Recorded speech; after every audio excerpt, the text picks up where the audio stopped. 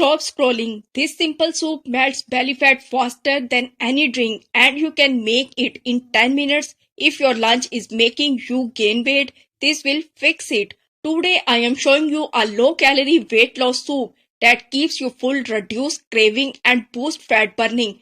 This is the most searched recipe for weight loss and we are making it step by step. Ingredients: 1 cup cabbage, 1 carrot, 1 tomato, 1 onion, 1½ capsicum, half teaspoon ginger garlic paste, black pepper, salt, 1 teaspoon olive oil, 3 cups water or chicken broth. Cooking steps. Step 1. Heat 1 teaspoon olive oil. Step 2. Add onion, ginger, garlic. Saute 30 seconds. Step 3. Add all chopped veggies. Step 4. Add water or broth. 5. Add salt plus pepper. Step 6. Cook 10 minutes on medium flame. This soup is extremely filling but low calorie, perfect for lunch. It boosts your metabolism and keeps craving away for hours. Why this soup works? This soup works because cabbage and carrot reduce bloating, high fiber keeps you full, low calorie, calorie deficit, warm soup boosts digestion,